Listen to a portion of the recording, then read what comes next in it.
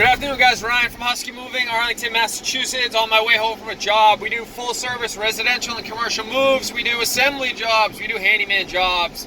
Artwork mounting, TV mounting, light plumbing, whatever you need done around the house, we try to get it done. I wasn't going to make a video today, but something just happened I want to talk to you about real briefly. Job I just did, what I would consider to be pretty simple. The girl hired me to walk some boxes up to her third floor apartment, unbox them, and then build a bed and put a mattress on top. And then she wanted to get rid of her old mattress, her old bed frame, and some cardboard boxes and the boxes that the bed itself came in. All right, so rather straightforward. We're talking, I'm getting a game plan, I'm asking her how she wants to do everything, blah, blah, blah. And then I'm like, all right, the box spring and all the trash, when we're done, I can just walk it downstairs. I'm gonna need a hand with a box spring. And she also wanted to get rid of a bed frame too, a metal bed frame. She's like, yeah, I don't want to walk anything downstairs. I just want to throw it off my balcony. And I was like, oh, you got a balcony? And she's like, yeah. And I was like, all right, let me see it.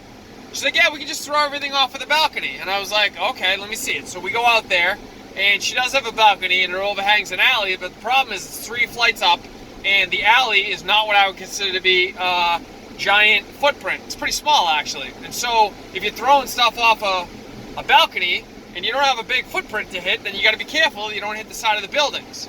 And then there was another problem. One of the floors downstairs had a roof that overhang, I think? Overhung? I don't know, whatever. You know what I'm trying to say. Overhung.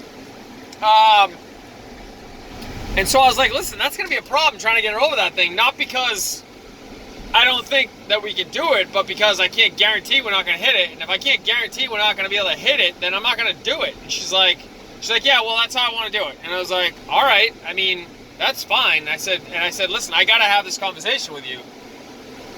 Just so you know, I'm not responsible in any way for any of this. I'm accepting zero liability for all this. You're aware of that, right? And she's like, yeah, 100%. And I'm like, no, I'm serious. Like, if we hit anything, this is not on me.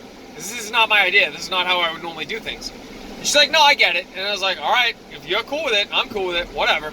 Anyway, the point of the story is twofold, actually. First and foremost, if someone asks you to do something that you're even remotely like, this isn't a smart idea, or they're asking you to do something that's potentially putting you or your business or your family or your children in harm's way in even the slightest bit, you got to have that awkward conversation immediately and shut it down and be like, absolutely not, I am not doing this. Because people will do that to you a lot. They'll try to put you in those situations. And then the second part of the story, sure enough, I go downstairs, she stays upstairs, because I want her to be the one throwing shit.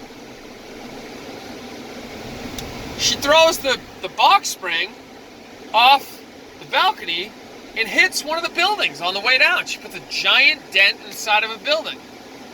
Pretty significant dent. I don't even know what it was. It was like some sort of material, like plastic or metal. I don't even know what, because I didn't look at it. I didn't want to touch it after she hit it.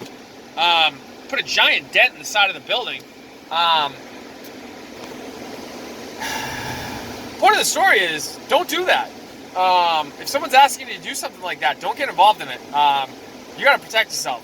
And now, I'm not like shitting on the girl. She can do whatever she wants.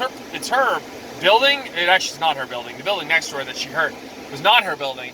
But she's entitled to do whatever she wants with her property, obviously, and her liability. But the point of the story is she's not entitled to do whatever she wants to do with my liability. And so the takeaway from this video, specifically for you young guys, because I don't think it's going to be an issue for you old guys, because you guys already know, for you young guys, don't allow anyone to put you in a position where they're putting extraneous liability. I don't even know the word I'm looking for. I'm trying to back out of my driveway right now because my tenants are trying to leave.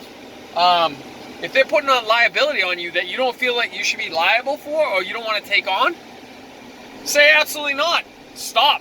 And be like, listen, absolutely not. Either A, get them to communicate to you, or B, more importantly, if possible, get them to put it in writing. Or don't get involved. Like in that thing, I'm like, I'll go downstairs. I'll help you get it over the banister, but I am not chucking this thing off the roof, which, if I'm being completely honest with you, her best shot of getting it down there was having me be the one throwing it, not her. But I'm not going to accept that liability and put that on myself when I think it's a dumb idea. So anyway, guys, point of the story is, when you go out into the world, you're going to find, like, literally almost every day of your life that shit like this is going to happen. I don't want you to get involved in this stuff. As an adult, as a business owner, manager, whatever you want to call yourself, you got to say no. You got to be like, absolutely not. All right, hopefully this was helpful on some level. If you need to get a hold of me, my contact information is at the back end of the video. Email, address, and website. Thanks for listening, guys. I appreciate it as always.